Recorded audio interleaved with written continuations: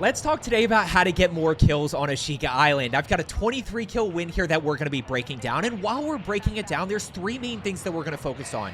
Momentum, information, and the blender. Of course, we have to talk about the blender, but let's start off with momentum. Momentum on Ashika Island is crucial to getting more kills, both getting it and keeping it. And when we talk about getting it, the most important thing is landing on a buy station. I love landing at these double apartment buildings. They've got a ton of cash. But if there's no buy station right here, I'm not going to land here. I might land at this building or maybe at this one right here, but I need a buy station. I need to be able to buy my guns. I need to be able to buy plates, maybe buy a UAV, or just keep in mind that with Season 2, they increase the amount of cash flow. So we could potentially buy a loadout. They increase the cash flow and decrease the cost of loadout. So it's still expensive in quads. It's $20,000, but it's not out of the realm of possibility to buy. Now, when you're landing in, of course, pay attention to who all is landing with you. If you've got a team, you've got to find an early floor loot gun that you feel comfortable with and start fighting. But while we're doing that, in this case, there was nobody else with us, but we're kind of balancing looting and fighting. You know, I've got the Vel, which I feel comfortable with. I've got an RPK right there, and I'm looking to get cash to buy guns and load up on as many plates as possible. This way, when we do go fight, we don't have an issue where we're running out of plates. Now, right here, what do you notice? We've got the buy station. I've got $5,300. I can easily go buy my two guns. But what I notice here is we're not too far off from buying a loadout. If we can get a loadout, that's just going to help with that momentum. We don't value perks in Warzone 2 as much as we did in Warzone 1, but perks are arguably more important in Warzone 2 because of the lack of outplay potential. Things like fast hands, things like high alert and double time and quick fix and scavenger to get more plates are all crucial to kind of being able to get more kills. Now, right here, we notice that one is up the hill, so we can't quite get the buy station yet. You know, we definitely have good cash flow, and we're starting to think about, do we just buy guns, buy station again down low? But I'm never going to be able to get to this buy station safely without dying. So right here, teammate ends up going down. Itazo is a random, so that's the other dynamic, is we don't know if we're going to be able to get his cash and if he's going to drop it. Now, when we talk about execution in Warzone 2, still talking about the same things. Anticipation and execution. Watch my centering as I turn the corner, right? Crosshairs out. Anticipating this guy, execution-wise, hit fire before I ADS. We're able to hit headshots there. And even though I took a lot, it feels like I took a lot of damage, I took 2 plates right there. So I'm still good I need to replate, but, you know, I'd still be good to challenge another enemy and potentially win that fight. Now, let's go back in here. Guys, keep in mind, it's been 3 months since we played Resurgence, so we need to be using the minimap pings. Get back in that habit. In Al Mazrah, we didn't really use the minimap except when Bird's Eye was broken, right? Bird's Eye was great because we always had information, but we kind of got out of that habit. So if you were a Resurgence player before, make sure that you do start using that again. Real quick, by the way, if you are looking to get better, make sure you are subscribed down below. Let's go ahead and buy guns here. We decided to just buy since now we're in the mix, right? Now there's a bunch of people. We need to get that advantage of fighting. So we're going to go with the TAC 56 and the Lockman sub. What mistake did I just make right there? Made a pretty big mistake right there, which was not buying an armor box, guys. Look at this. This is pretty obvious right here. This is something I want you to make a habit. Armor plates are $400. You can buy 5 of those for $2,000, right? So you get 5 plates. An armor box, you get 6 for $2,000. You might as well buy the armor box, and as a squad, you can get 24 plates. So that is a huge difference when it comes to the lack of plate dynamic. Do not make that mistake right there. As I was saying, guys, if you are looking to get better at Ashika Island, make sure you are subscribed down below. My whole goal is just to help you get more kills, die a little less, and pick up more wins. That's all my content is helping you improve. Right here, what information do we have? The only piece of information that we have is really the bounty contract. So we're going to go ahead and work that way. You're going to see a really weird pace of play throughout this game for me. You know, I'm still working to figure out what the pacing is of a 20 bomb. This game is really, really, really weird. But we're going to go ahead and work our way up. This is the TAC 56. I don't love it. Not in my top 4 loadouts. I'm going to be doing a loadout video tomorrow for you guys, so make sure you check that out. But this is where Ashika Island is more like Fortune's Keep than Rebirth, in the sense that positioning matters a lot because of the lack of outplay potential. So we get the kill right there. We're going to go ahead and get the knock. And by the way, this is exactly what I told you with the minimap, guys. I just made a mistake. I did not check this minimap after the kill.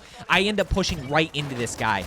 You know, I just completely missed it on the minimap, and that's where we have to get back into that habit. Now, thankfully, my teammates are around. We've got Itazo close. We got TCAP close. We got Dugo close. And look, there is a dynamic of this game where 1v3 and 1v4ing is going to be hard. We're going to see it a little bit later on. I'm, you know, working my way through buildings. I'm 1v3 and 1v4ing, but it's very difficult. And a lot of times to get that momentum momentum early, you're gonna have to play as a squad. Now, right here, we go by Yui. Like, let's get the information, and this is where we start to get that momentum going. We've got guns. We don't quite have perks yet, but we've got guns. We've got information, and this is where, if you followed me or were subscribed to me from the Rebirth and Fortune's Keep days, I talked about the snowball effect, right? We get information, we get a kill, we get more information from minimap pings, and then it just keeps flowing from there. We're just constantly acting on information. And the momentum is crucial to keep in this game. Acting on information, getting clean kills is going to be crucial because of the lack of outplay potential and the fact that the regain's very, very difficult. Watch the patience here. I just kind of wait for this guy to push towards me. We're able to get that knock, and let's go ahead and work our way over. Look at the minimap here. I mean, lot of action all across this way. Now, I decide to skip loadout here. I don't know why, because I did tell you earlier perks were important. I think it's just I wanted to keep it up for the regain. Just in case we start dying and we go through it, like, I don't want to waste that loadout that early. Now, we've got a bunch of people over to the right side, so watch the positioning here. Watch how I approach this fight. This is the difference, and this is the difference between Ashika Island and Rebirth. The patience on the approach is even more important. And in Rebirth, we approached quietly and patiently to then push in. On Ashika Island, we're just approaching and playing patient. So we get the kill. Notice people over to the left side. Watch the positioning right here. This is the key to get more kills. It's all about positioning and not having to outplay enemies. Remove the lack of outplay potential from the equation. So we're going to go ahead right there. We got one flying in above. Immediately act on that next piece of information. So I know some people are above me. We've got 5 kills so far. Patience, patience, patience. Now, because I shot and he knows where I am, now we keep the pressure on with the Lockman. We get that kill, immediately start working our way up top here. Now, notice that TCAP is around me as well. So TCAP and I are kind of fighting this a little bit together. He calmed that there were 2 on the roof. Enemy number 1 goes down there. Quick swap to the TAC 56. He thinks that guy thought he was safe up top. I've got a really good angle, and we're already up to 8 kills. Haven't really done anything special, right? We've simply just been playing a little bit of positioning.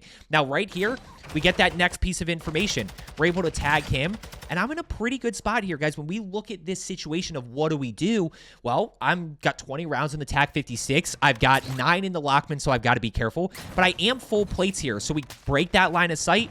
TCAP's going to get that knock, and now we do have another enemy in this building, right? Where do we see another enemy? We see him right about here that we can go keep this pressure on. He's right down below here, right down there, pushing in. So we go again. We're going to keep this pressure on since we have the advantage. Let's slow down here because I'm throwing a lot at you guys. When we get a break on somebody, we want to try to get that down and thirst as quick as possible. Reason being is we need to prevent teams from stacking. When teams stack, you are in danger. Any little margin of error or any little mistake that you make, they are going to stack together, and then we're in this pretty bad situation. We get the down and thirst right there. Okay, 9 kills. You see the momentum. Let's keep rocking and rolling. Like I said, this is 23. Now, let's go ahead and kind of recap a little bit, right? Early game momentum. We pushed over to farms. We kind of acted on a little bit of info there. Then we popped the UAV. And then it's just consistently, you kind of see that snowball effect right there, right? We figured out where everybody was. And then we were just constantly acting on the next piece of information. Now, right here, I want you to notice the shooting over to my right side. When we're a little bit unsure about what to do, you can see the shooting over here somewhere, right? So I'm just going to go act on this. I don't know exactly what I'm pushing into yet. I know I'm pushing into 2 teams around this area. Now, as soon as I go to push over, I'm able to get this guy. TAC's not a bad option. What's our information right there? Okay, so we got 1 in this building.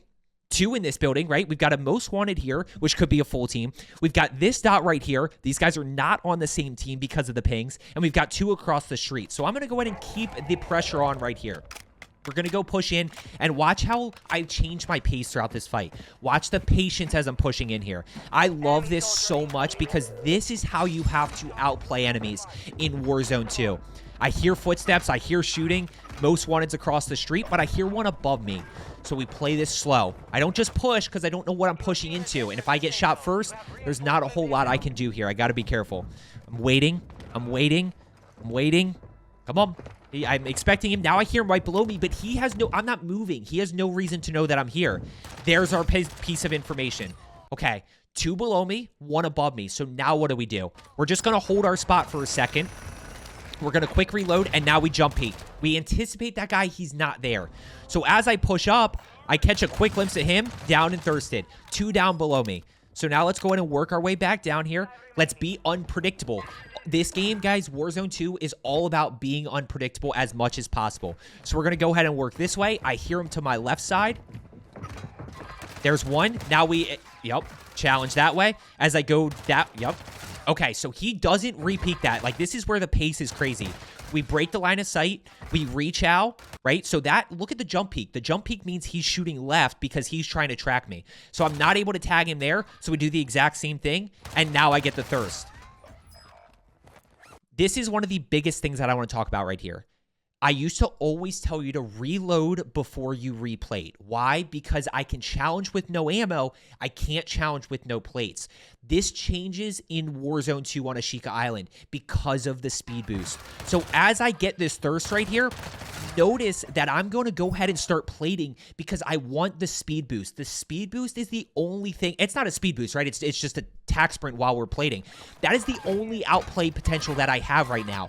So I'm going to replate first and then reload because that allows me to outplay a little bit. Now we go ahead. What do we do here, right? I said when you get a break, you keep the pressure on because we want the information. 2 across.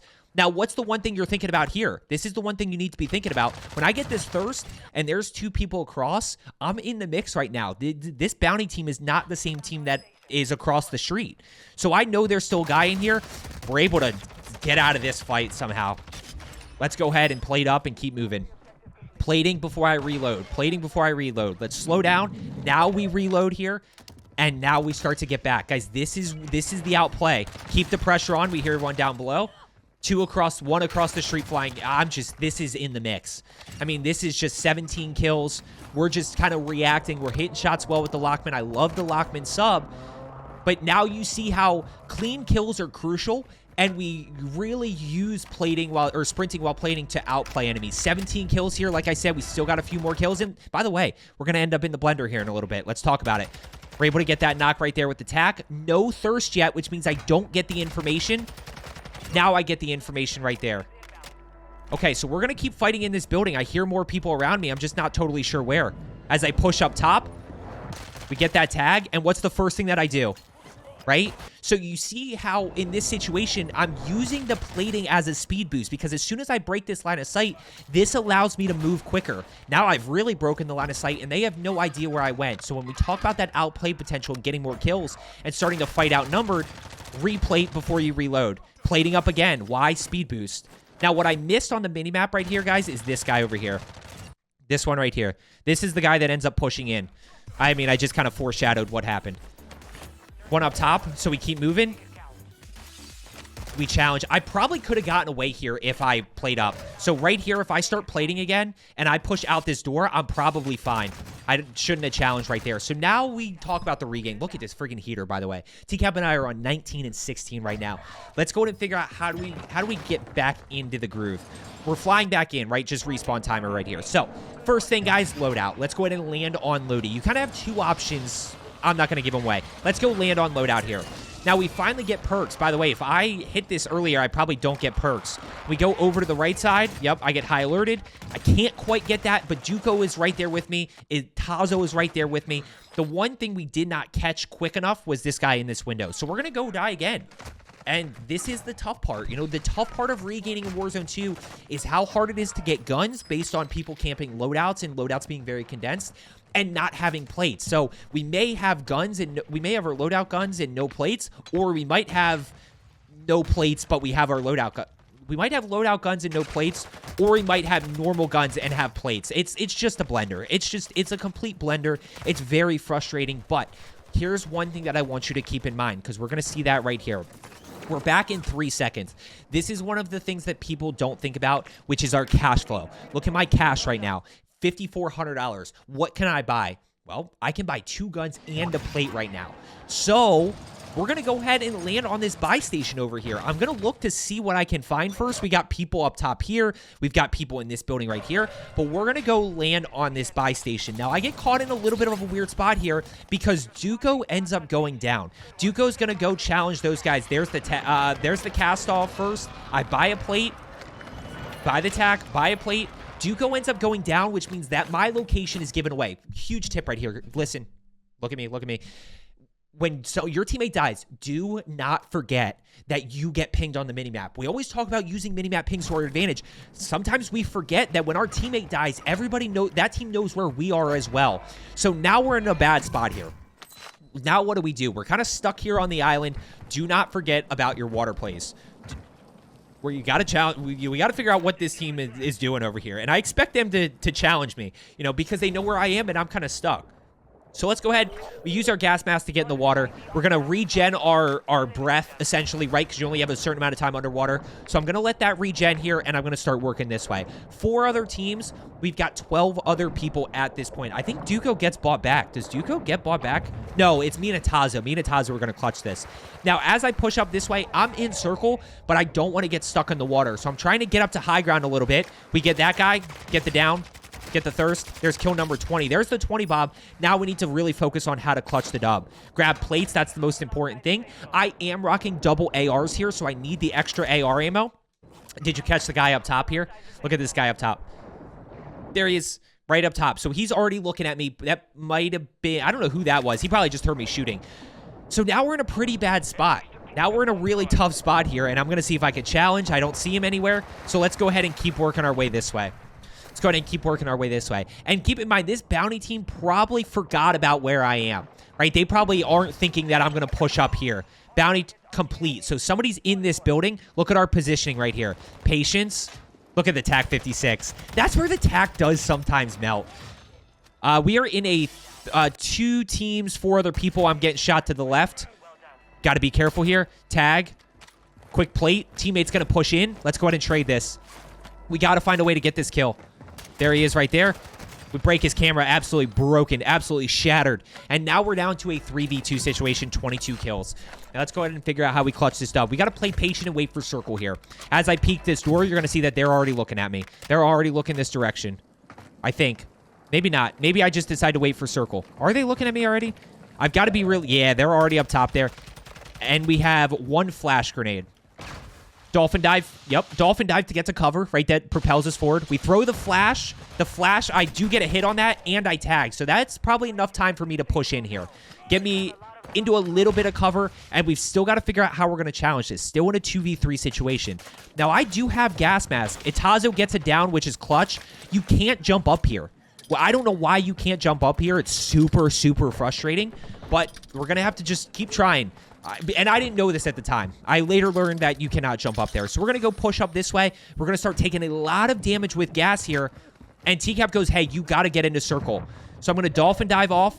And now we know that they're up top still. They're still on this corner.